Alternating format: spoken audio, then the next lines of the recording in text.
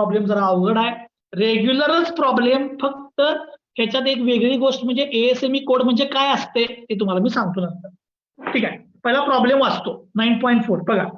The layout of intermediate shaft of a gear box supporting 2 spur gears B and C shown in figure. एक intermediate shaft आहे gear box मधला, त्याच्यावरती बी आणि C ला 2 gear आहेत. हे 2 गिअर आहेत आणि हा शाफ्ट आहे. आता शाफ्टला सपोर्ट म्हणजे काय रे, हे शेवटला बीरिंग आहेत. ए आणि डी हे बीरिंग आहेत. ठीक आहे, आणि हे 2 शाफ्ट आहेत. त्या प्रत्येकामधलं डिस्टन्स 900 mm दिले. प्रत्येकामधलं डिस्टन्स 900 mm दिले. ठीक आहे, पुढे बघा. The shaft is mounted on bearing AD. A आणि डी ला 2 बेरिंग आहेत असं सांगितलंय. ठीक आहे, पुढे बघा. The pitch circle diameter of gear B and C are. Diameter of B आणि डायमीटर ऑफ सी दोघांचे डायमीटर दिलेत. किती आहे बघा, 900 and 600. दोघांचे डायमीटर दिलेले आहेत मला, 900 and 600. या गिअर बीचा आणि गिअर सीचा डायमीटर दिलाय. पुढे बघा. The material for shaft is FEE म्हणजे इल्ड स्ट्रेंथ 580. ठीक आहे, म्हणजे अल्टिमेट स्ट्रेस आणि इल्ड स्ट्रेस दोन्ही दिलेले आहेत. मी इथे लिहून ठेवतो. मटेरियलचा अल्टिमेट स्ट्रेस आणि मटेरियलचा इल्ड स्ट्रेस दिलेला आहे. किती आहे बघा, 770 आणि 580.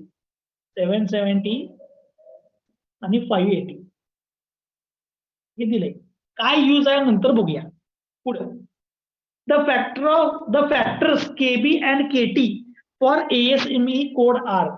Factors KB and KT for ASME code are 1.5 and 2. हे पण काय आहे नंतर फॉर्म्युल्यामध्ये सांगतो. ठीक आहे, पुढे बघा.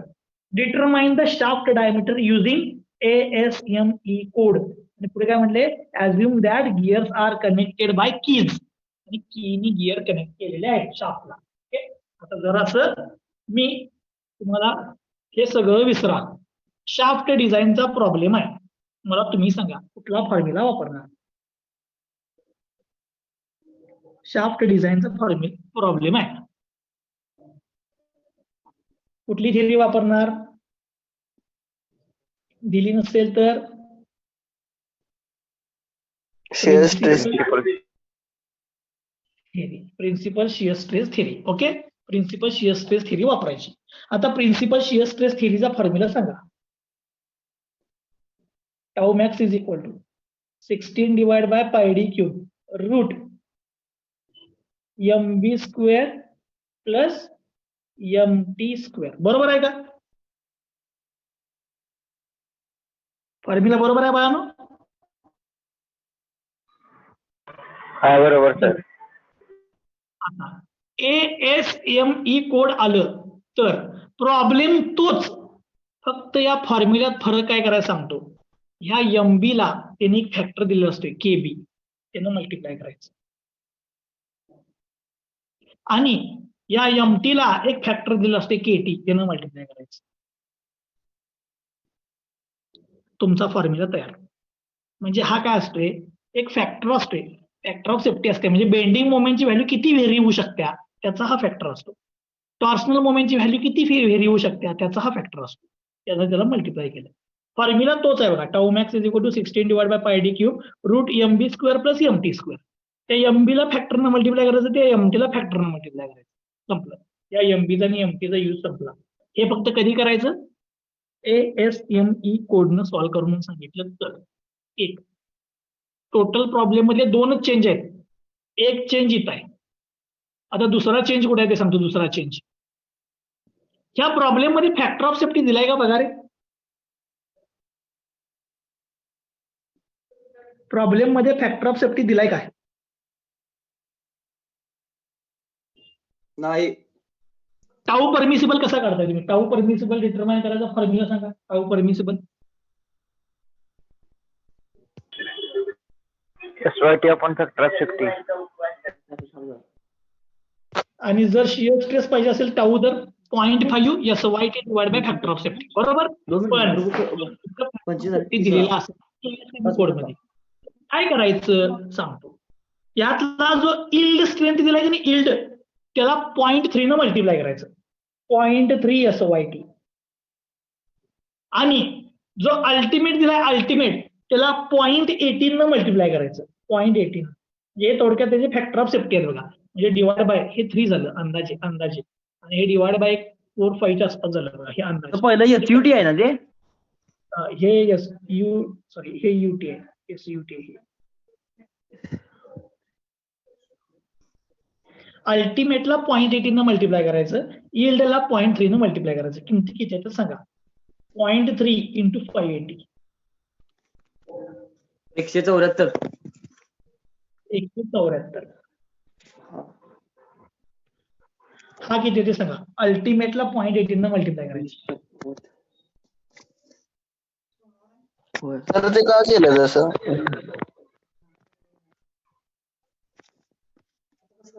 138.6.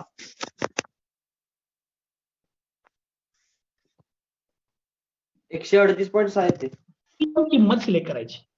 या दोन्ही पैकी मिनिमम किंमत सिलेक्ट करायची. Select minimum value. हा म्हणजे मिनिमम म्हणजे तुमचा टाऊ परमिसिबल. पण प्रॉब्लेम मध्ये की वे कुठं आलाय का एकदा बघायचा. की वे प्रॉब्लेमचं सगळ्यात शेवटचं वाक्य वाचा. Assume that gears are connected by using the keys. की आली म्हणजे की वे आला. की वे जर आला असेल तर फॉर की वे ही लास्टची स्टेप आहे. चेंज फक्त फॉर की वे जर आला असेल यातली मिनिमम व्हॅल्यू सिलेक्ट करायची आणि त्याला 0.75 न मल्टिप्लाय करायचं. हे 0.75 की वे मिळाले आणि यातली मिनिमम व्हॅल्यू 138.6. हा तुमचा टाऊ परमिसिबल.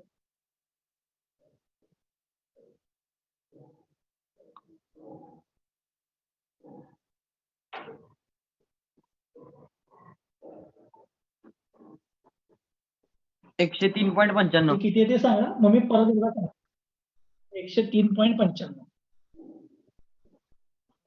आता मी परत एकदा सगळं सांगतो. हा प्रॉब्लेम आहे तोच. ASME कोड म्हटलं तर या फॉर्म्युल्यामध्ये MB आणि MT ला KB KT न मल्टिप्लाय करायचं 1 आणि इथं परमिसिबल स्ट्रेस काढायचा आपला रेग्युलर फॉर्म्युला जो आहे. Regular formula tau permissible is equal to 0.5 SYD divide by factor of safety तो न वापरता ASME कोड म्हटलं तर तुमच्या यील्ड स्ट्रेंथला 0.3 न मल्टिप्लाय करायचं, अल्टिमेटला 0.18 न मल्टिप्लाय करायचं. ज्या किमती येतील त्यातला मिनिमम सिलेक्ट करायचा. ज्या किमती येतील त्यातला मिनिमम. पण जर कीवे आला तर त्या मिनिममला परत 0.75 न मल्टिप्लाय करायचं. हा म्हणजे तुमचा टाऊ परमिसिबल. हे दोनच चेंजेस. बाकीचा सगळा आपला रेग्युलर शाफ्टचा प्रॉब्लेम याचा सोडवणार. हे दोनच चेंजेस. बाकीचा सगळा प्रॉब्लेम आता कसा सोडवणार मी. शाफ्टचा प्रॉब्लेम सोडवणार. सगळ्यांना समजलं. चेंज काय केले ते दोनच केलं. एक टाऊ परमिसिबल काढायला आणि दुसरा MB आणि MT ला KB KT ने मल्टिप्लाय केलं. संपलं. या ASME कोडचा प्रॉब्लेम म्हणजे प्रश्न सांग. आता माझा रेग्युलर प्रॉब्लेम मी सोडवायला चालू करतो. प्रॉब्लेम सोडवू रेग्युलर. लक्ष द्या आता. लय महत्वाचा आहे प्रॉब्लेम हा. आता हे ASME कोड वरती नाही. ह्याचं गंमत बघा याची FBD इथं ड्रॉ करतो. FBD जरा लक्ष द्या. FBD हा बी गिअर आहे. बी गिअर. या बी गिअर वरती किती फोर्सेस आहेत जरा सांगा रे. बी गिअर वर मी FBD करतोय या लाईन वरती. शाफ्ट म्हणजे एक लाईन दाखवली. बी गिअर वरती किती फोर्सेस आहेत. 2 आहेत बघा. एक आणि एक आहे काय. एक व्हर्टिकल आहे, एक हॉरिझॉन्टल आहे. 2 फोर्सेस आल्यात. आता हे ज्या वेळा असे व्हर्टिकल हॉरिझॉन्टल येते की नाही त्यावेळी ते प्रॉब्लेम लय अवघड होते. आतापर्यंत पुली होती. पुलीवर व्हर्टिकलच फोर्स असतात बघा. बरोबर आहे काय. म्हणजे आपण जे प्रॉब्लेम सॉल्व्ह केले ते फक्त व्हर्टिकल फोर्सला सोडवल्यात. इथं हॉरिझॉन्टल पण आला. आता हा प्रॉब्लेम एकदम लेंदी होतो ज्यावेळेला असं येतं त्यावेळेला. ठीक आहे. असू दे सोडवायचं आपण. इथं पण बघा एक हॉरिझॉन्टल आहे, एक व्हर्टिकल आहे. एक हॉरिझॉन्टल आहे, एक व्हर्टिकल आहे. 2413.67 6631.5. फक्त त्यांना काय सोपं केले आपलं काम. डायरेक्ट फोर्सेस किती आहेत ते दिले. आता तर ब्लर दिसाली हो. ए बिअरिंग आणि डी बी ब्लर दिसायला लागली.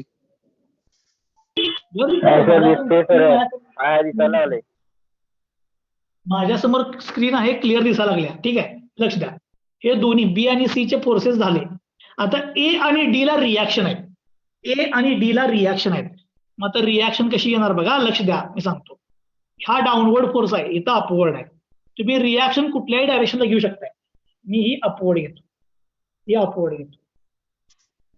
ही रिॲक्शन ऍट डी, बेरिंगला सपोर्ट असतो ना, ही रिॲक्शन ऍट ए.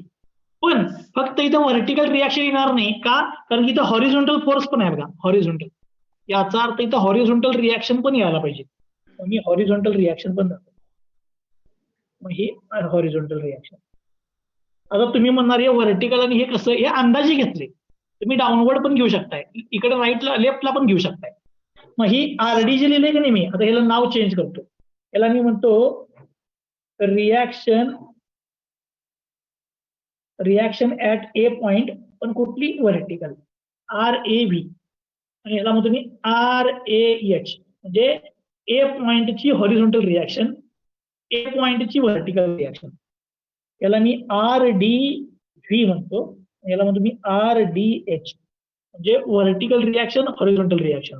आता तुम्ही म्हणणार दोन दोन रिॲक्शन का आणल्यात, कारण की इथं फोर्सेस बघा कशा आहेत, एक हॉरिझॉन्टल पण आहे आणि एक व्हर्टिकल पण आहे. आतापर्यंत आपण जे प्रॉब्लेम सोडवले शाफ्टचे, त्याच्यामध्ये फक्त व्हर्टिकल फोर्स होता, त्यामुळे मी रिॲक्शन घेताना बेरिंगला फक्त व्हर्टिकल घेत होतो. पण इथं हॉरिझॉन्टल फोर्सेस पण आल्यात बघा या गिअरवर, त्यामुळे मला हॉरिझॉन्टल रिॲक्शन पण घ्यायला लागल्या.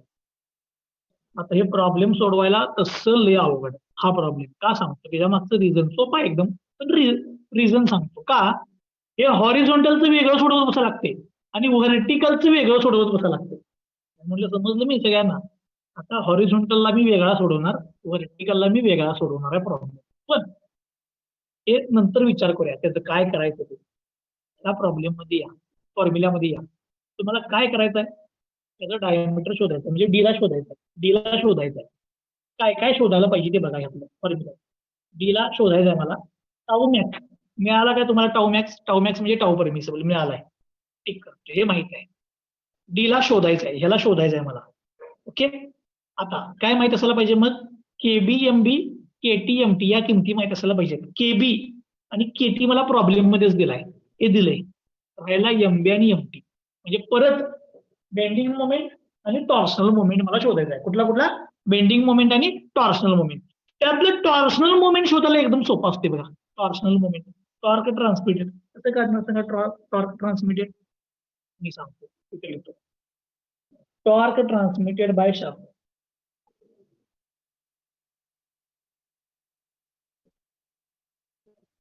टॉर्शनल मोमेंट म्हणजे torque transmitted by shaft, MT is equal to, लक्ष द्या मी आधी सांगितलंय, ह्या शाफ्टचा टॉर्क, ह्या गिअरवरती असलेला टॉर्क किंवा ह्या गिअरवरती असलेला टॉर्क, कुठलाही टॉर्क घ्या, टॉर्क सगळीकडे सेमच असतो. या तिन्हीकडे कुठेही टॉर्क घ्या, टॉर्क सगळीकडे सेमच असतो. मग मी ह्याच्यावरचा टॉर्क काढतो, गिअर बी वरचा टॉर्क काढतो.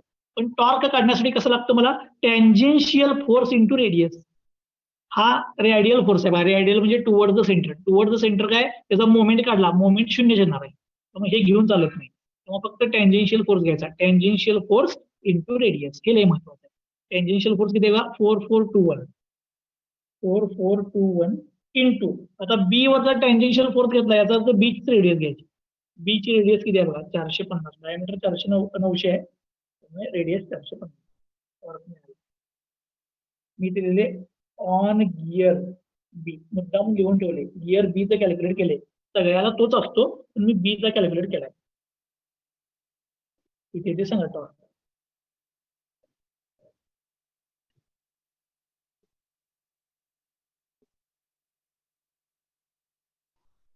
(1.98 into 10⁶). 1.98 into 10⁶. परत एकदा सांगतो, टॉर्क कसा काढलाय, एक तर ह्या गिअरवर घ्या, नाहीतर एक तर ह्या गिअरवर घ्या, कुठल्या पण एका गिअरवर घ्या. मी बी घेतला. टॉर्क म्हणजे काय, टँजेन्शियल फोर्स. आता हे रेडियल आहे, टुवर्ड्स सेंटर म्हणजे रेडियल, हा नाही चालत. Tangential force into radius, tangential force into त्याची रेडियस केली, मला टॉर्क मिळाला. चला इथं या टॉर्क मिळाला MT, राहिला फक्त कोण आता, MB. आता तुमच्या एक लक्षात येईल, MB सॉल्व्ह करण्यासाठी आपल्याला एवढा त्रास करून घ्यायला लागणार आहे. आता चलो मी सॉल्व्ह करतो. हा, MB तुम्ही मला सांगा, बेंडिंग मोमेंट काढायचा आहे, पण फोर्सेस व्हर्टिकल पण आलेत, हॉरिझॉन्टल पण आलेत. मग काय करायचं, व्हर्टिकलचं वेगळं सोडवायचं, हॉरिझॉन्टलचं वेगळं सोडवायचं. काय म्हटलं मी, व्हर्टिकलचं वेगळं सोडवायचं, हॉरिझॉन्टलचं वेगळं सोडवायचं, आणि नंतर त्यांना कंबाईन करायचं. मग पहिल्यांदा व्हर्टिकल सोडवू का हॉरिझॉन्टल सोडवू? तुम्ही सांगा पटकन. पहिला व्हर्टिकल सोडवू का हॉरिझॉन्टल सोडवू? Horizontal. हॉरिझॉन्टल पेक्षा व्हर्टिकल कसं दाखवायला बरं पडते म्हणून मी व्हर्टिकल सोडवतो, म्हणजे तुम्हाला समजायला सोपं जाईल. हॉरिझॉन्टल नंतर घेतो. पहिला मी व्हर्टिकल घेतो, ते समजायला सोपं आहे. समजायला सोपं आहे ते घेतो पहिल्यांदा. मी लिहितो चालतंय. Consider vertical forces only. हे लय महत्वाचं आहे. फक्त व्हर्टिकल घ्यायची. आता हॉरिझॉन्टल ही हाय अशी फिगर ड्रॉ करणार. ह्यातली हॉरिझॉन्टल काढून टाकायची, फक्त व्हर्टिकल दाखवायची. हाय अशी फिगर ड्रॉ करतो. ही लाईन इथं बघा, डी ला RDV व्हर्टिकल फोर्स डीचा. हॉरिझॉन्टल नको आहे, इथला फक्त व्हर्टिकल घ्या. 6631.5. जो पॉईंट कुठला आहे सी, जो कुठला आहे डी. ओके 66 इथं बघा व्हर्टिकल. इथला व्हर्टिकल घ्या. व्हर्टिकल डाऊनवर्ड आहे बघा 1609. फक्त व्हर्टिकल. आणि इथला व्हर्टिकल RAV. फक्त व्हर्टिकल घेतले इथले. हा व्हर्टिकल, हा व्हर्टिकल, हा व्हर्टिकल, हा व्हर्टिकल. डिस्टन्स सगळ्यांच्यातलं 900 आहे.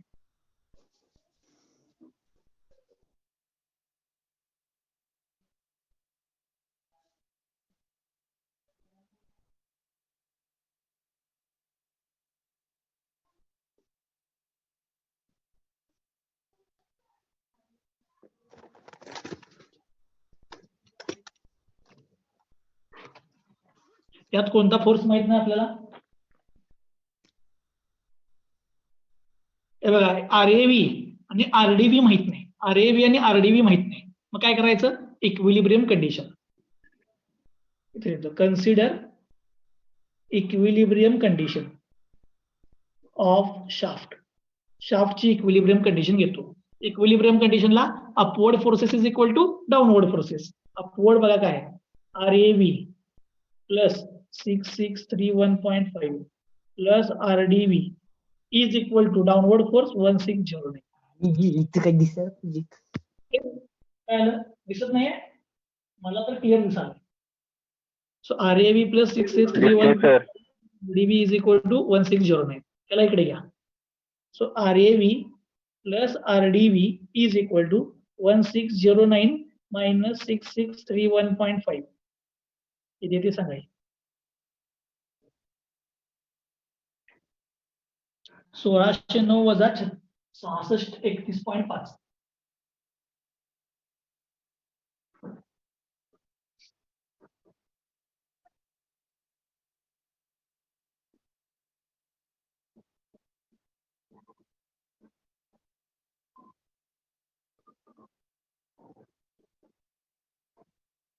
सांगा की रे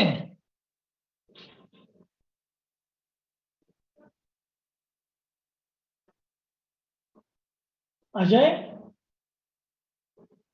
हा सांगालोय 5022.5. 5022 वजा 5022.5. ओके, हे इक्वेशन 1 मिळालं. म्हणजे upward force is equal to downward. आता काय करूया? Summation of moment about A घ्या. नाव summation of moment about A is equal to 0 equal to A पॉइंटला मोमेंट घ्यायचा. मी इथनं स्टार्ट करतो. RDV इंटू डिस्टन्स बघा 2700. अपवर्ड बेंड होणार याचा अर्थ सॅगिंग म्हणजे पॉझिटिव्ह. त्यानंतर 6631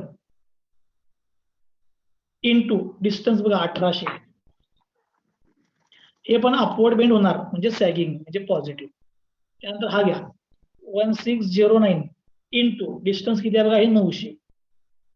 हा हॉगिंग डाऊनवर्ड बेंड होणार. हॉगिंग म्हणजे निगेटिव्ह. ओके, आता हे सॉल्व्ह करायचं आहे. इकडे इज इक्वल टू 0 आहे. ही टर्म इकडे ट्रान्सफर करतो ही.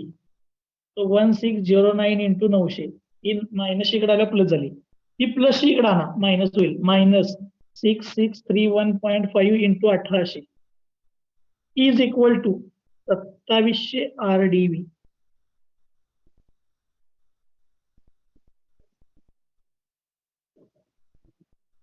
ह्या सॉल्व्ह करायचं. 2700 ने डिवाइड करा RDV मिळेल. RDV मिळाला की RAV मिळते.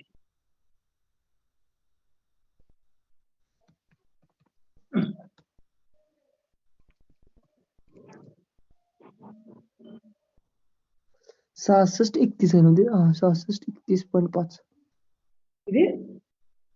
नाही नाही थांबा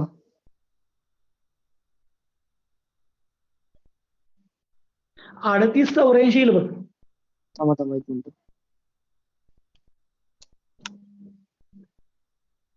3884.66 ओके.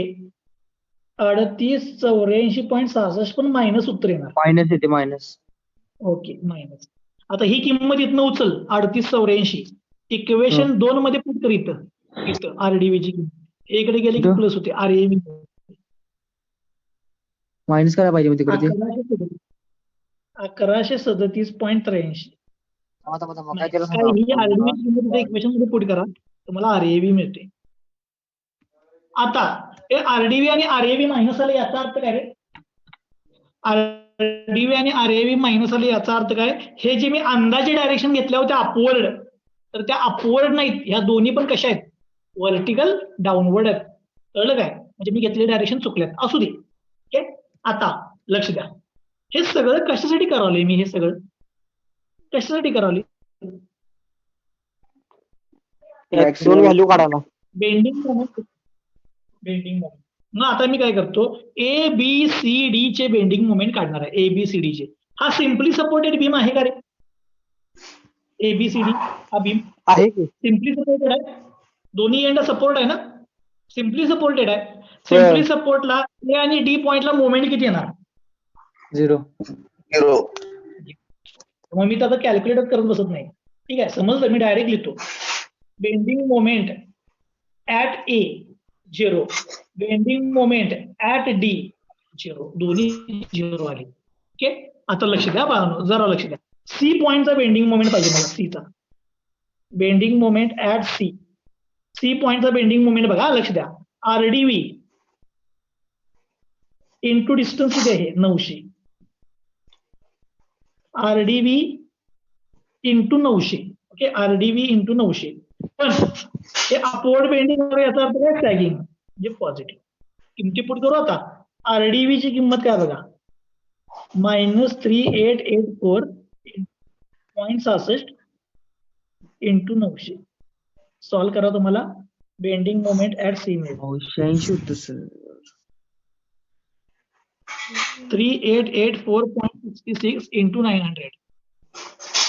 Minus 3.49 into 10⁶.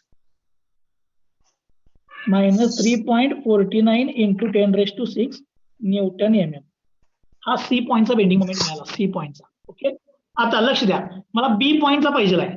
बी पॉइंटचा कॅल्क्युलेट करण्यासाठी राईट न सोपा आहे का लेफ्ट न सोपा आहे? लेफ्ट न लेफ्टनी सोपा आहे, म्हणून मी लेफ्टनी घेतो. बेंडिंग मोमेंट ऍट बी फक्त लेफ्ट घ्यायचा, याचा फक्त लेफ्ट. काय येणार बघा, RAV इंटू 900.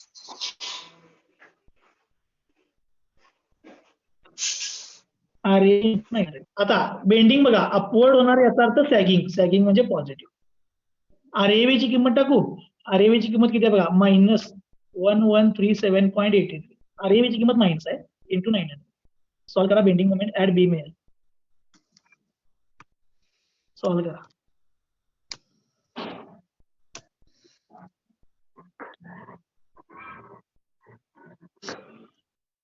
$1.02 इंटू 10⁶ मायनस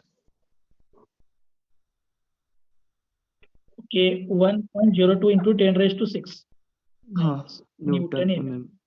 आता तुमच्या एक लक्षात आलं असेल, ABCD सगळ्या पॉइंटला बेंडिंग मोमेंट मिळाला, मला सगळ्या पॉइंटला मिळाला. फोर्सेस कुठले घेतल्यात? फोर्सेस कुठले घेतल्यात मी? हॉरिझॉन्टल का व्हर्टिकल? व्हर्टिकल. आता काय करणार मी? सेम प्रोसिजर आहे अशी रिपीट करणार. ही आहे अशी कुणासाठी? हॉरिझॉन्टल फोर्सेस साठी. त्यामुळे मी लिहितो कन्सिडर हॉरिझॉन्टल फोर्सेस ओनली. फक्त हॉरिझॉन्टल फोर्स घ्यायचा. आता जरा लक्ष द्या, केअरफुली करायला लागते हे. आता फक्त हॉरिझॉन्टल पाहिजे. पहिल्यांदा ही लाईन ड्रॉ करतो, ही लाईन ड्रॉ करतो. ही लाईन पॉइंट्स ना नाव देतो, A B C हा D. आता बघा लक्ष द्या, हे बघा RAH आणि RDH. आता मला दाखवताना काय हॉरिझॉन्टल दाखवता येत नाही, मग मी काय करणार, हे पेज असं करणार, म्हणजे हे व्हर्टिकल होते बघा, हे व्हर्टिकल जे ऍक्च्युअली हॉरिझॉन्टलच आहे, पण मला पेपरवरती दाखवताना हे व्हर्टिकल दिसणार. ठीक आहे, त्यामुळे RAH आणि RDH ही व्हर्टिकल अपवर्ड दाखवणार. RAH आणि RDH. RAH RDH हे दोन फोर्सेस दाखवले, AH आणि D चे. हे बघा, हे दोन्ही झाले हॉरिझॉन्टल. हे बघा, इथला हा पण अपवर्ड येणार आणि हा डाऊनवर्ड येणार.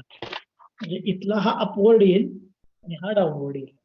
या फोर्सेसच्या किमती लिहितो फक्त आता. ही किंमत किती आहे बघा, 2413.67. ही किती आहे बघा, 4421.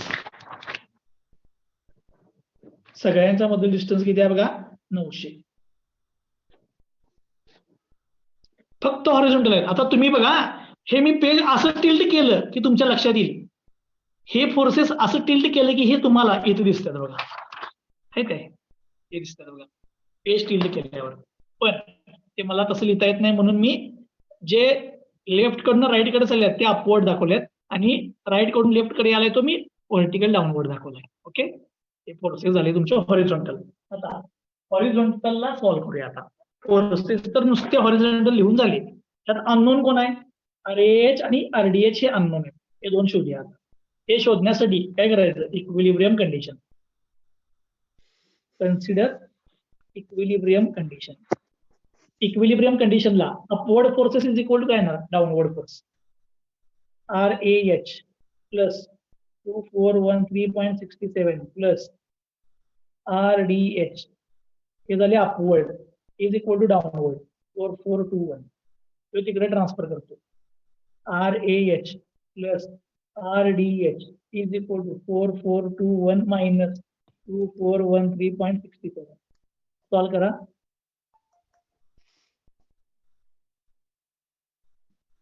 RAS प्लस RDH मिळेल.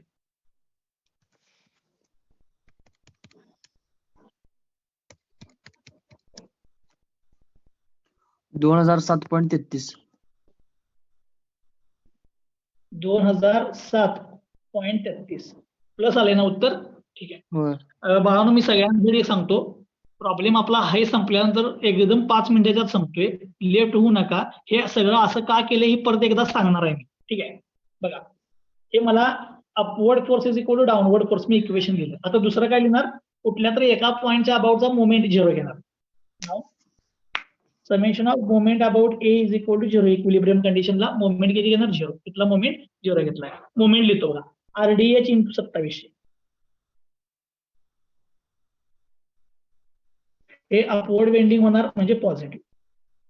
त्यानंतर हा घ्या 2413.67 इंटू डिस्टन्स 1800.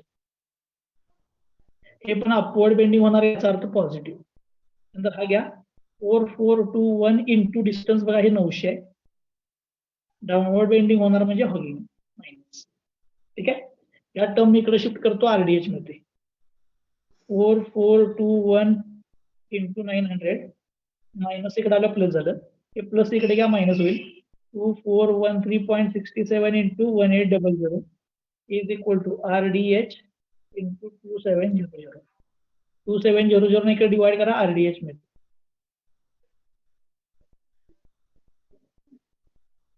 RDH मिळाला की RAB मिळतो. RAH पहिला RDH शोधून सांगा किती.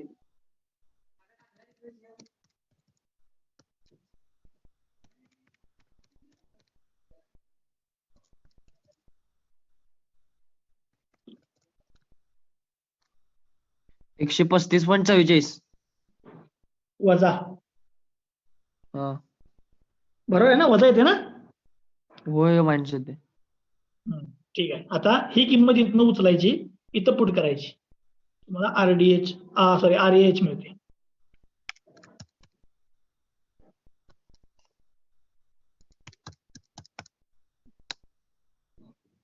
अरे काय झालं इंग्लिश प्रकार. ही मायनस किंमत आहे, इकडे गेल्यावर प्लस होणार. 2007 ला हे प्लस कर.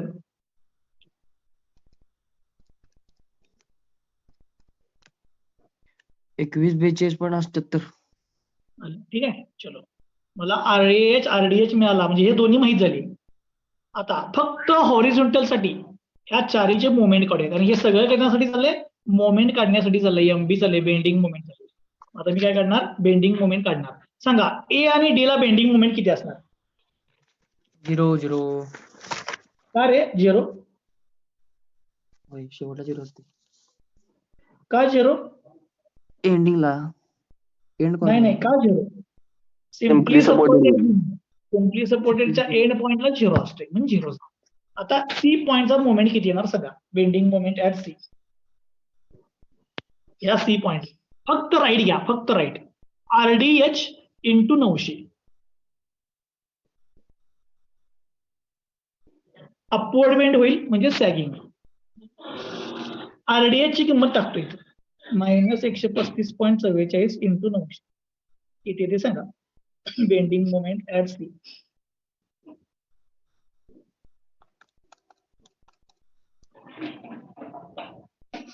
$121.89 इंटू 10⁻³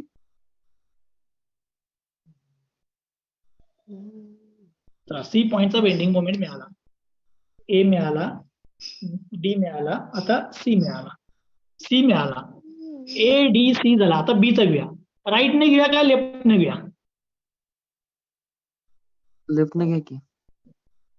लेफ्ट न सोपा काय आहे, आणि एकच फोर्स आहे ना इकडे, म्हणून लेफ्ट ने घेतो. कसं येणार बघा, RAH इंटू डिस्टन्स. डिस्टन्स किती आहे 900. RAH into 900. सॅगिंग येणार का हॉगिंग? B पॉइंट फिक्स करायचा, अपवर्ड बेंड होईल म्हणजे सॅगिंग. सॅगिंग म्हणजे पॉझिटिव्ह. RAH ची किंमत आहे 2142.78 इंटू 900.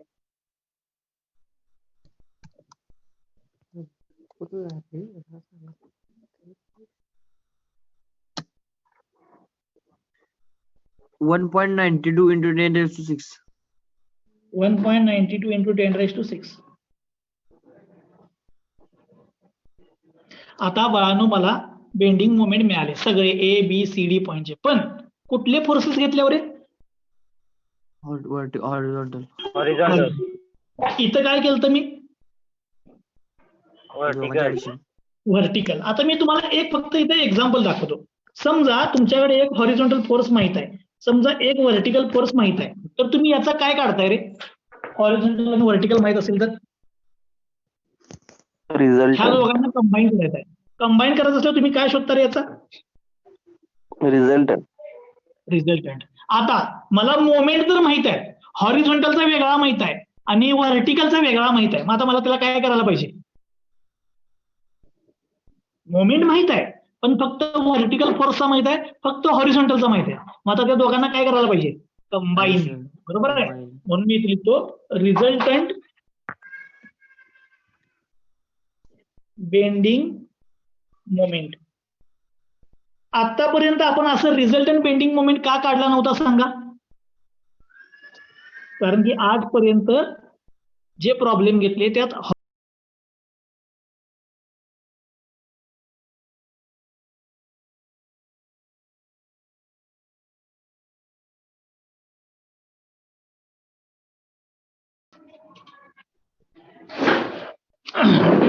माझ्याकडे काय आहे, व्हर्टिकल फोर्सचे मोमेंट वेगळे आहेत, हॉरिझॉन्टल फोर्सचे मोमेंट वेगळे आहेत.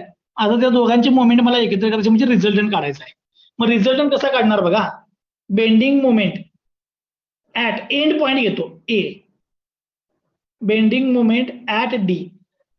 मी दोन्हीकडे घेतले आणि 0 0 लिहितो. का 0 0 लिहितो? कारण की A चा बेंडिंग मोमेंट इथे किती आहे बघा, 0 आहे हॉरिझॉन्टलला, आणि व्हर्टिकलला जरी बघितला तरी 0च आहे. D चा पण तसंच, व्हर्टिकलला 0च आहे आणि हॉरिझॉन्टलला पण 0च आहे. त्यामुळे मी त्यांची डायरेक्ट किंमत 0च दिली. A आणि D डायरेक्ट दोन्ही एंड पॉइंट 0च दिले. आता पुढचं महत्वाचं आहे, बेंडिंग मोमेंट ऍट B. आता जरा लक्ष द्या, तुम्ही रिझल्टंट कसं काढतो अगोदर? Summation FX² plus summation FY².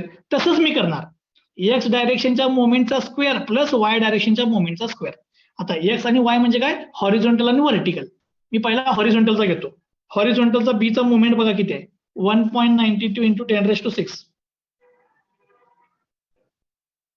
याचा स्क्वेअर प्लस आता व्हर्टिकलचा घेतो, व्हर्टिकलचा बी पॉईंटचा व्हर्टिकल इथं आहे -1.02 इंटू 10⁶. -1.02 इंटू 10⁶ चा स्क्वेअर. समजलं मी काय केलं? एक्स डायरेक्शन म्हणजे हॉरिझॉन्टलच्या मोमेंटचा स्क्वेअर प्लस व्हर्टिकलच्या मोमेंटचा स्क्वेअरचा रूट म्हणजे summation F square plus summation FY square.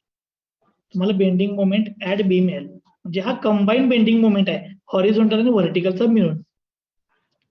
Calculation नंतर करा. मी असंच राहिलेल्या पॉईंट साठी लिहितो. सी साठी रूट हॉरिझॉन्टलच्या मोमेंटचा स्क्वेअर प्लस व्हर्टिकलच्या मोमेंटचा square summation F square plus summation FY square. C चा बघा किती आहे 121.89 इंटू 10⁻³ याचा स्क्वेअर प्लस आता सी चा दुसरा घेतो व्हर्टिकलचा किती आहे बघा 3.49 इंटू 10⁶.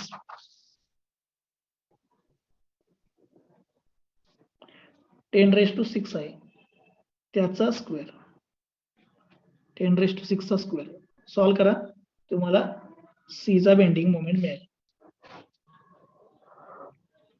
सी चा बेंडिंग मोमेंट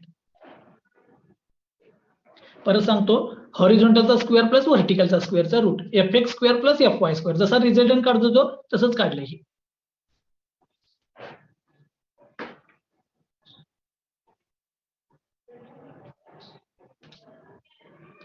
पहिल्याचा आन्सर किती ते सांगा मला.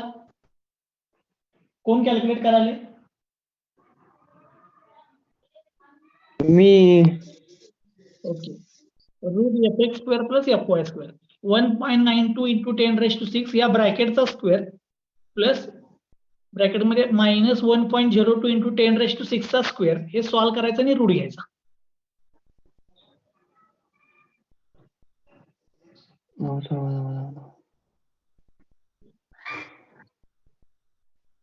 आता आढळलं बघ.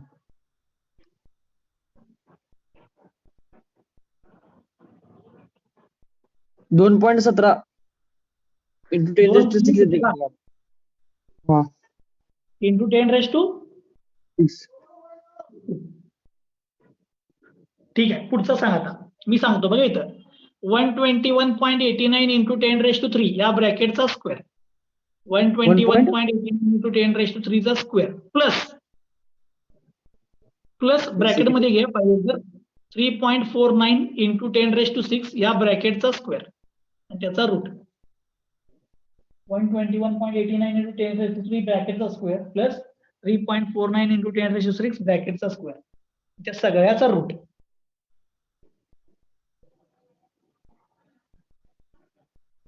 $121.93 इंटू 10⁻⁶. 121.93. हा थांबा मायनस आहे ना ते मायनस घेतील नाही थांबा -121 घेतील. हा 121.93 येते.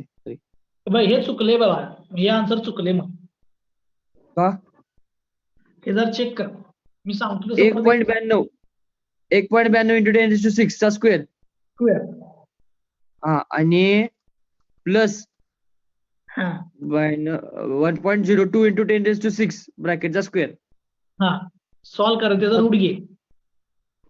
2.17 इंटू 10⁶. काय तर चुकाले बघ कुठलं तर उत्तर चुकाले. वरती -1.92 इंटू 10⁶ चा स्क्वेअर मग खालचं एक थांबा खालचं बघतो मायनस टाकलीस काय हे चुकाले बघ हे चुकाले हे उत्तर चुकाले बघ मग हे चुकले. हा चुकले प्लस टाकलेला नाही. प्लस अरे मी काय म्हटलं हे मायनस नाही घेतलं तरी चालते ते स्क्वेअर केले की मायनसचा प्लस होईल. 121.89 इंटू 10⁻³ या ब्रॅकेटचा स्क्वेअर प्लस 3.49 इंटू 10⁻⁶ चा स्क्वेअर हे सॉल्व करा आणि त्याचा रूट घे. 121 इंटू 10⁶ चा स्क्वेअर आला बरोबर.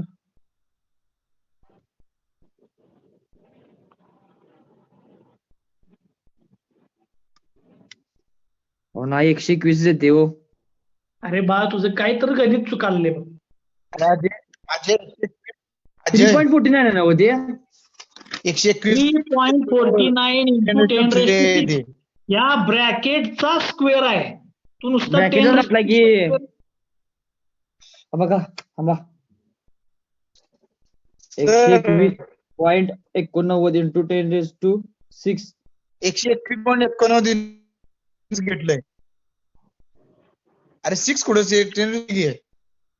10⁻³ आहे इथं आणि हा झाले की ब्रॅकेट मग बरोबर आहे 10⁻³ आहे मी तिथं घेतले 6 घेतलेलं मग बरोबर तसंच होणार की.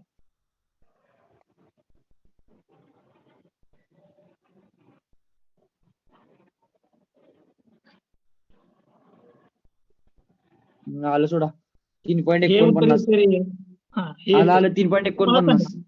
हे दोन कम्पेअर करा, सगळे कम्पेअर करा. हे रिझल्टंट मोमेंट आहेत. ह्यातला सगळ्यात मोठा कोण?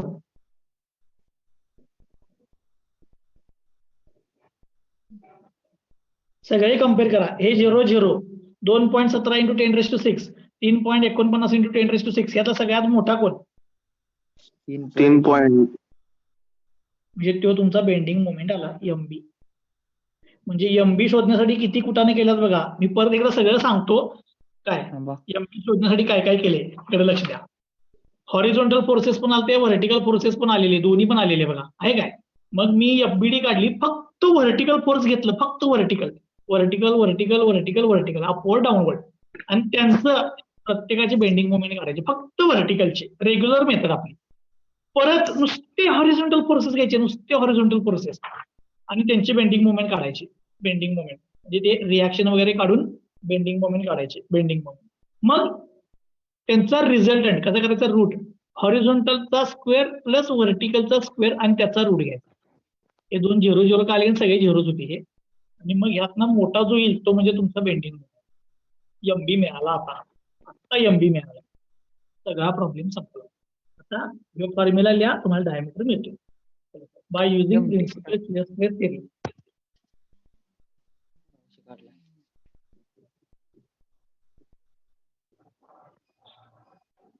Tau max is equal to 16 divide by pi D cube root. आता हा एएसएमईचा प्रॉब्लेम आहे, म्हणजे काय येणार? केबीएमबी चा स्क्वेअर प्लस केटीएमटी चा स्क्वेअर. किमती टाकतो. टाऊ मॅक्स म्हणजे परमिसिबल पहिल्या स्टेपला शोधलाय 103.95. 16 divide by pi D cube root KB ची किंमत किती दिली बघा. केबी 1.5 आहे, 1.5 इंटू एमबी 3.49 इंटू 10⁻⁶ चा स्क्वेअर प्लस केटी 2 दिलाय इंटू एमटी. एमटीची किंमत इथे शोधल्या बघा 1.98 इंटू 10⁻⁶ चा स्क्वेअर. हे बघा असं आहे. हे एमटी स्क्वेअर ब्रॅकेट स्क्वेअर ना ते. ह्याचा रूट हे डी क्यूबला इकडे घ्यायचं, 103 ला इकडे घ्यायचं, सॉल्व्ह करायचं. तुम्हाला डायमीटर मिळतोय. मी डायमीटर पाहून सॉल्व्ह केल्यानंतर डायरेक्ट उत्तर लिहितो 68.59.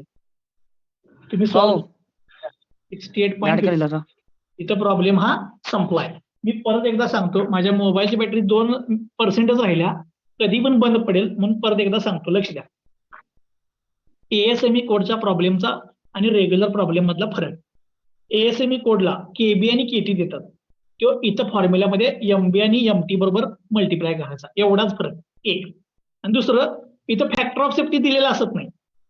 यील्ड स्ट्रेसला 0.3 न, अल्टिमेट स्ट्रेसला 0.18 न मल्टिप्लाय करायचं, आणि ह्या दोघांच्या पैकी मिनिमम म्हणजे टाऊ परमिसिबल असतो. पण जर किवे दिला तर परत 0.75 न मल्टिप्लाय करायचं, हा टाऊ परमिसिबल. एवढंच फरक एएसएमई कोडचा. बाकीचा रेग्युलर प्रॉब्लेम सोडवलाय. टॉर्क कसा काढला? Tangential force into radius. कुणाचा पण घ्या, बीचा घ्या नाही तर सीचा घ्या. मी बीचा घेतो. त्याच्यानंतर फक्त व्हर्टिकल फोर्सेस घेतले, व्हर्टिकल दिसते तेवढंच घ्यायचं आणि त्याचे रिॲक्शन काढल्या आणि मग त्याच्यावरनं बेंडिंग मोमेंट. असंच फक्त हॉरिझॉन्टल फोर्सेस घेतले, फक्त त्याचे रिॲक्शन कॅल्क्युलेट केल्या आणि मग त्यांचे बेंडिंग मोमेंट. हॉरिझॉन्टल आणि बेंडिंग मोमेंट आणि व्हर्टिकलचा बेंडिंग मोमेंट कंबाईन करायचा, जसं आपण एफएक्स एफवाय ला एकत्र करतो, रिझल्टंट करतो तसं. ठीक आहे. आणि ह्यांच्यातला मोठा म्हणजे तुमचा एमबी. एमबीची किंमत इथे पुट करायची, तुमचा प्रॉब्लेम संपला, डायमीटर. ठीक आहे. आता बघा, ह्या प्रॉब्लेम बद्दल काही डाऊट असेल तर विचारा. मी उद्या डिझाईनचा लास्टचा प्रॉब्लेम घेणार आहे उद्या. बर.